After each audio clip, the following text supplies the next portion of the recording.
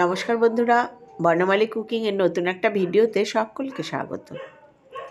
আমরা তো নানা রকম মাছের আইটেম খেয়ে থাকি, কিন্তু অনেকেই আমরা ছোট ছোট মাছের হালকা ঝোল খেতে ভালোবাসি এবং এখনকার দিনে অনেকেই এরকম হালকা ঝোল খেতে খুবই পছন্দ করেন।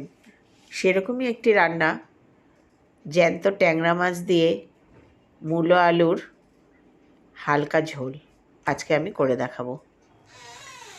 এই জন্য আমি কয়েকটি জ্যান্ত ট্যাংরা মাছ কেটে ধুয়ে তাতে নুন, হলুদ, সামান্য একটু লঙ্কার গুঁড়ো ও কাঁচা তেল মেখে নিয়েছি। এই লঙ্কার গুঁড়ো আর কাঁচা তেল মেখে নিলে তেলে দিলে ছিটকে আসে না বলে এটা করলে খুব উপকার হয়। আর এই রান্নার জন্য যে মশলাটি আমি নেব সেটা গোটা ধনে 1 চামচ এবং গোটা জিরে 1 চামচ শুকনো খোলায় টেলে নেব। এই জিরে ধনে হালকা ভেজে নিয়ে সেটা যদি বেটে এই রান্নার ঝোল করা হয়, মাছের ঝোল, এটা ট্যাংরা, কই এসব মাছে খুব ভালো লাগে, খুব টেস্টি হয় রান্না। আমিও ধনে জিরে ভেজে নিলাম। এবার আসি মূল রান্নায়। গ্যাসে আমি কড়াই বসিয়ে তাতে তেল দিয়ে দিলাম। তেল হয়ে গেলে একে একে আমি মাছগুলো ভেজে নেব। এই রকম লঙ্কার গুঁড়ো আর কাঁচা তেল মেখে নিলে মাছগুলো ছিটকে তেল চারিদিকে হয় না এবং গায়েও আসে না। এই দেখুন কি সুন্দরভাবে মাছগুলো তেলের উপর ভাজা হচ্ছে।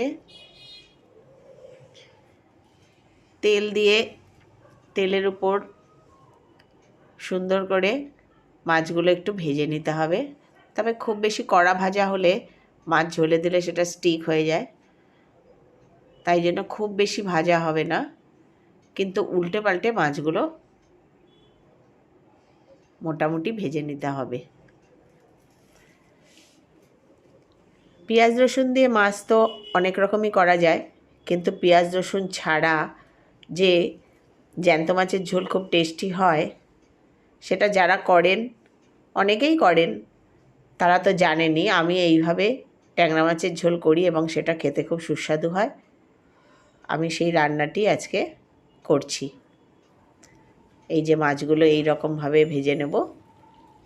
এবার মোটামুটি এই মাছগুলো আমার ভাজা হয়ে গেছে। এবার আমি এগুলো তুলে নেব। অনেক রকমভাবেই এই ট্যাংরা মাছ রান্না করা যায়, তার মধ্যে এটা একটা প্রসেস পেঁয়াজ রসুন ছাড়া।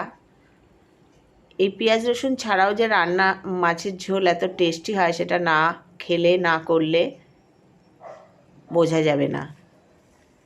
আমার রান্নাগুলো যদি আপনাদের ভালো লাগে তাহলে প্লিজ লাইক, কমেন্ট এবং শেয়ার করবেন।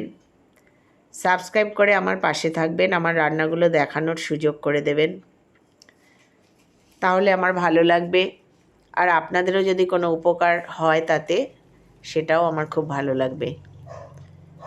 এই মাছগুলো আমার ভাজা হয়ে গেল। এবার আমি মাছগুলোকে তুলে নিলাম। একই রকমভাবে আমি বাকি মাছগুলো তেলের উপর দিয়ে দেব। আমার এখানে 11টি মাছ আছে। আমি দুভাগে মাছগুলো ভেজে নেব। কড়াইতে তেল, যদি কড়াই ভালো করে গরম করে তেল গরম করে নেওয়া যায় তাহলে মাছ কখনোই কড়াইতে লেগে যায় না, সেটা দেখতে পাচ্ছেন। কাঁচা তেল যদি হয় এবং মাছের মধ্যে যদি ভালো করে নুন, হলুদ বা কাঁচা তেল মাখানো না থাকে তাহলে অনেক সময় মাছ লেগে যায় এবং সেটা গায়েও তেলগুলো ছিটকোয়।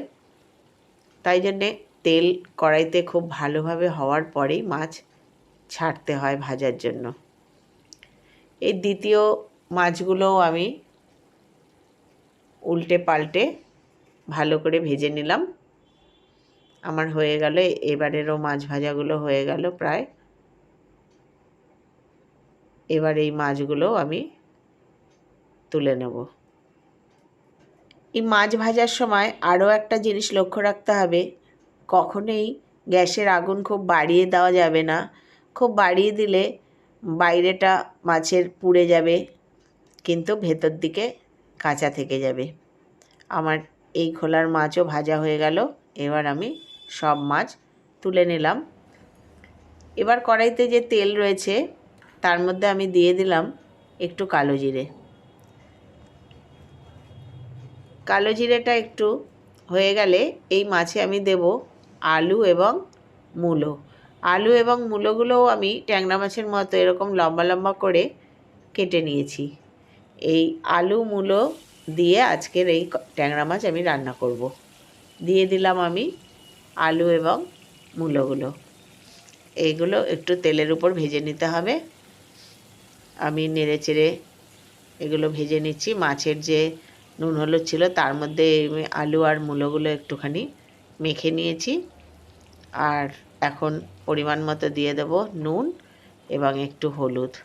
যেহেতু মাছে নুন মাখানো আছে তাই আলু এবং এই মূলোর মধ্যে একটু আন্দাজ করেই নুন দিতে হবে, যাতে নুন কাটা না হয়ে যায়। পরে ঝোল দেখে তাতে দিলেও হবে। এটা যখন অর্ধেক মতো ভাজা হবে সেই সময় এর মধ্যে একটু লঙ্কার গুঁড়ো দিয়ে দিলাম। আর সেই যে ধনে এবং জিরে ভেজে পেস্ট করে রেখেছিলাম, আমি শিলনোড়ায় বেটে নিয়েছি, সেই 2 চামচ মতো সেই মশলাটা দিয়ে দিলাম। মশলাটা আমার এখানে তেলের উপর ভাজতে হবে না, কারণ এটা শুকনো খোলায় ভাজা আছে। এবার মাছগুলো দিয়ে সেই মশলার সাথে আলু মূলো মাছ সব একসাথে খুব ভালো করে মিশিয়ে নেব। যেহেতু মাছগুলো ছোট ছোট আর আলু মূলো সেগুলোও মাছের মতো করে কাটা, তাই খুব বেশি করে জল দিয়ে ফুটিয়ে সেদ্ধ করতে হবে না।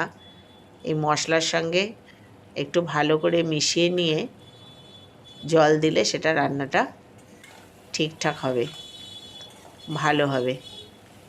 তাই জন্য আমি মশলা সহযোগে মাছগুলো এবং সবজি একসাথে করে মিশিয়ে এবার একটু জল দিয়ে দিলাম। এই হাফ বাটি মতো, ছোটো হাফ বাটি মতো জল দিয়ে দিলাম। এবার একটু ফুটতে দিতে হবে, মাছও একটু সেদ্ধ হতে দিতে হবে। আলু মূলো যে সবজিগুলো আমি দিয়েছি সেগুলোও ভালো করে যাতে সেদ্ধ হয় সেটাও দেখতে হবে। এই 5 মিনিট মতো ফোটানোর পরেই মোটামুটি হয়ে যাবে মাছ। এই দেখুন সবগুলোই ভালোভাবে সেদ্ধ হয়ে গেছে আর মাছের ঝোলও আমার হয়ে গেছে। এই সময় একটু নুন দেখে নিতে হবে, তারপর নামিয়ে দিলেই সার্ভ করার জন্য আলু মূলো দিয়ে জ্যান্ত ট্যাংরা মাছের ঝোল একেবারে রেডি। গরম গরম গরম ভাতের সাথে খেতে দুর্দান্ত লাগে। আপনারাও একবার এরকম করে দেখবেন, খেতে খুবই ভালো হবে। নামিয়ে আমি গার্নিশ করার জন্য এর ওপর দিয়ে 2-3টে কাঁচা লঙ্কা চেরা দিয়ে দেব এবং দিয়ে দেব একটু ধনেপাতা। আমি দিয়ে দিলাম কাঁচা লঙ্কা এবং একটু ধনেপাতা। এটা দিয়ে একটু ঢেকে রেখে দিলে ব্যাস খুব সুন্দরভাবে তৈরি হয়ে গেল। ধন্যবাদ।